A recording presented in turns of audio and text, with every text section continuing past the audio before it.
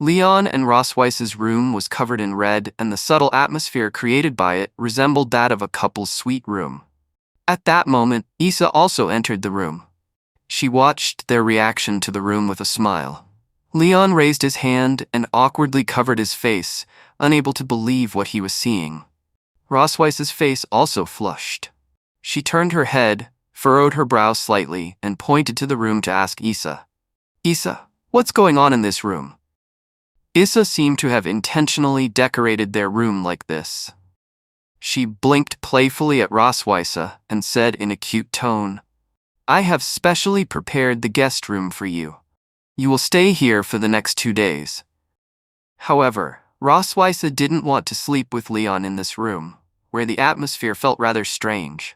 She closed her eyes, crossed her arms in front of her chest, and said somewhat dissatisfied, "Are there any other rooms available?" Issa seemed to know what Rosweissa was thinking. In order to encourage a closer relationship between Rosweissa and Leon, Issa wouldn't miss this opportunity. She lightly touched Rosweissa's shoulder and poked her arm with her fingers. She said to Rosweissa with a joking tone, "Oh, you don't have to be shy." Upon hearing the conversation between Ross and Issa, Leon, standing beside them, felt helpless. He hadn't expected his gentle and understanding sister to have such a bold and open side. He was a bit speechless at Issa's behavior.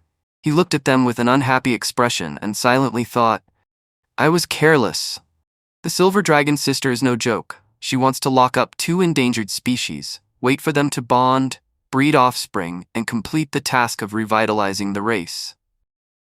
Leon conjured up such a picture in his mind. Issa was holding a toy box modeled after their room. She placed Rosweiss's doll on the bed in the toy box and slowly approached it with Leon's doll in her hand. She looked at the dolls with a wicked smile, as if she wanted them to do something unspeakable in the room. After realizing Issa's little scheme, Leon quietly turned around with a helpless expression. He intended to make a hasty escape from the room before Issa and Rosa noticed him. He didn't want to comply with Issa's wishes. "I'm leaving here." Issa seemed to have understood Leon's thoughts. After noticing Leon's movements, she immediately walked behind him. She reached out and grabbed Leon's shoulder, trying to stop him from leaving the room. She looked at him with serious eyes and a hint of dissatisfaction in her tone. "Where are you going?" Leon instantly froze in place and dared not move. He felt a little scared by the terrifying gaze from behind. Leon turned around nervously and looked at Issa with an awkward expression on his face. He hadn't expected Issa's perception to be so strong. To prevent her from noticing his actions again, he pointed a finger at himself and quickly found an excuse to explain to her, "My daughters should miss me. I'll go see them." Issa looked at Leon with a skeptical gaze, not taking her hand off his shoulder. She didn't intend to let him leave the room.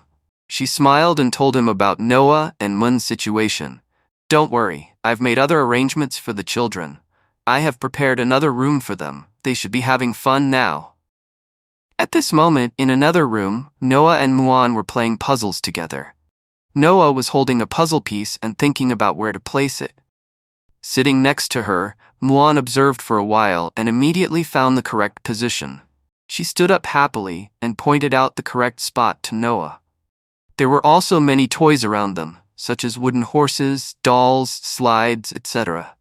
It seemed they really didn't need Leon to worry. Before leaving the room, Issa poked her head out from the crack in the door. She emphasized with a playful tone that they must stay in the room. "You stay here and rest well." Then she waved to them and closed the room door. Looking at Issa, who was so enthusiastic, Leon and Ross felt overwhelmed. They watched her leave the room. After the footsteps in the hallway slowly faded, Leon and Rosweissa dared to relax. They lowered their heads and let out a silent sigh. They really couldn't resist Issa. They also had no way to deal with the current situation. As neither separate beds nor different rooms were an option, they could only reluctantly sleep together. As she moved toward the wardrobe, Rosweissa said to Leon, "It seems we can only sleep in this room tonight." Leon furrowed his brow slightly and commented on what Issa had just said. "I didn't expect your sister to be quite cunning." Rosa opened the wardrobe. As expected, there were many couple items inside. The first layer of the wardrobe was adorned with various colors and styles of skirts and tight-fitting clothes. The second and third layers contained many different types of toys for couples. It seemed Issa was very well prepared to enhance their relationship. Rosa observed these items while explaining to Leon, "My sister is like this. Once you've been with her for a long time, you'll know." At this moment, it seemed Rosweiss had thought of something. She suddenly slammed the wardrobe door shut. Leon was startled by her actions. He looked at her with confusion, not knowing why she did it. However, Leon didn't dwell on it. After looking around, he became curious about the bathtub filled with hot water. He knelt down on one knee and began to observe the bathtub. He didn't notice that Rosweiss's face instantly flushed again.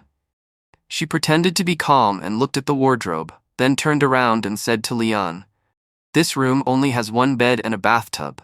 Do you think you'll sleep in the bathtub?"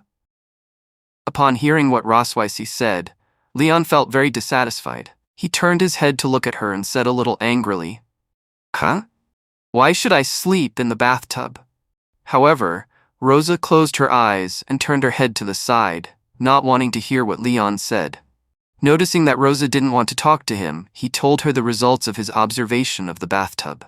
"Besides, I checked and found that the bathtub outlet has been blocked.